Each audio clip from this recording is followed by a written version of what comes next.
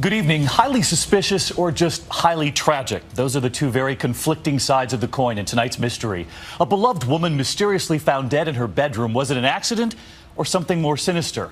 Her family wants to know because they have sneaking suspicions. Her autopsy includes 4 key words: manner of death, undetermined.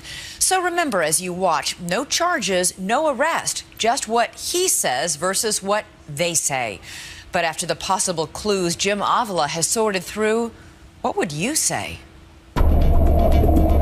Down around Mobile, Alabama, near the Gulf of Mexico, a short drive takes you through Loxley, once a sleepy lumber town, today famous for absolutely nothing. But now, on a street called Camelot, in a house that here passes for a castle, there is no bright, shining moment, just a dark mystery of sudden, unexplained death. This interview is with Michael Wohlschlaeger, the husband who is not a suspect. This is in reference to Mr. Wohlschlaeger's wife.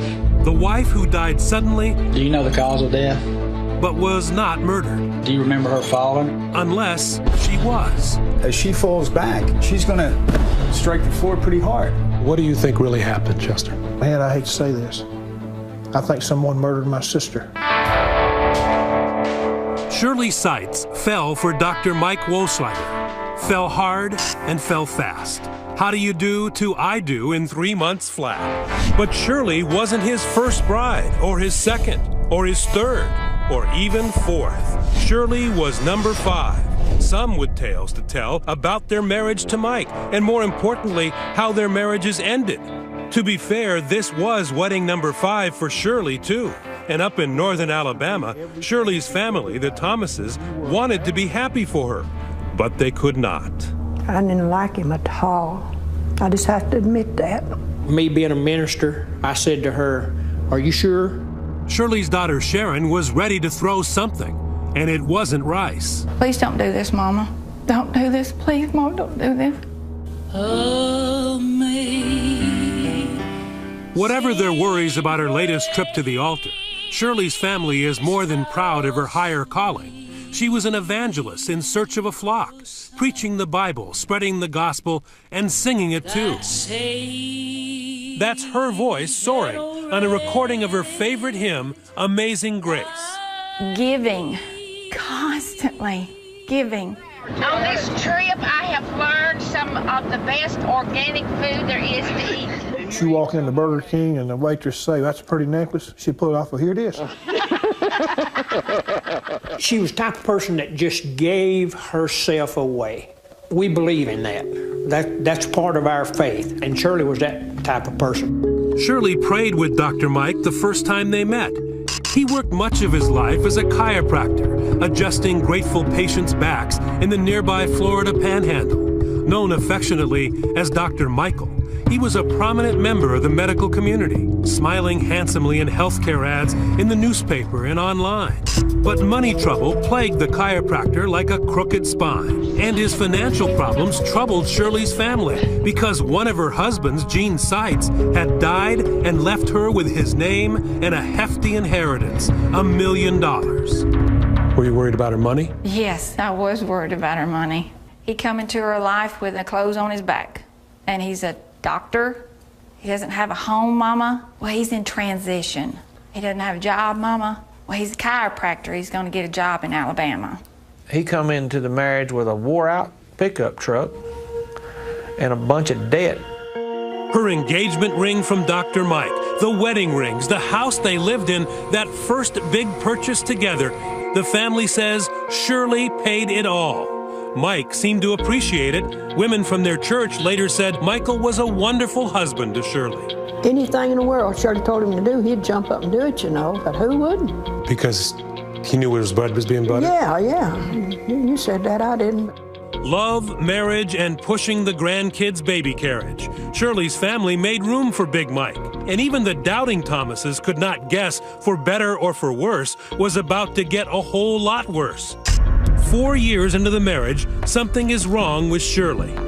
Months later, in a recorded interview obtained by 2020, Dr. Michael would tell investigators Shirley had been ill for weeks, food poisoning, thyroid problems, and to cap it off, a stubborn migraine headache. She gets bad migraines maybe 2 or 3 times a year that last 3, sometimes 4 days. Shirley's little brother, Ricky Thomas, her closest sibling who had even grown to like Mike, speaks to her on the phone. And I said, "Hey, what's going on with you, girl?" And she said, "I'm just not well. Just pray for me." She was so out of it, she just didn't even want to talk to me. Shirley's mom, Myrtle, and her brother, Junior Thomas, drive 5 hours south to the house on Camelot to see what was what. I said, "Come to the door and let us in." She said, "I can't get up." And I said, "What do you mean?" She said, "I feel so bad I can't get up." The family says they'd never seen Shirley like this. She had a terrible headache. She was really sick. The family says Mike tells them Shirley might have fallen down these stairs a few days earlier while he was away, knocking down a potted plant. He later tells investigators too. I sat here with her mother and asked her, "Baby, do you remember falling down those steps?" Because that plant was knocked over, and she almost got irritatedly mad at me. And she said, "I did not fall." Myrtle and Mike nurse Shirley through the weekend. They try to get her to go to the doctor, but Shirley keeps putting it off. Mike gives her migraine medicine. It seems to do a world of good. And by Sunday night, Shirley is even sitting up, eating, and talking. I said, "Now, Shirley Faye, you better lay down and go to sleep. We don't want that to start back again." And that's the last words I ever said to her. The next morning, Mike, who said he had been spending his nights on the couch and checking on Shirley through the night, goes into the bedroom once again. And she wasn't responsive. So I walked over and I turned on the light, and her lips were already blue. Mike yells for Myrtle. She's not breathing. Call 911. Steve Brannon is a former FBI agent, now a private investigator hired by the Thomas family. He showed us around the house on Camelot. So when Myrtle gets in here, what does she see? She sees Shirley on the floor by the bed. On the ground? On the ground, and Michael beginning CPR. Myrtle knows it's too late. And I said, "Mike, Shirley's already gone." Shirley is dead.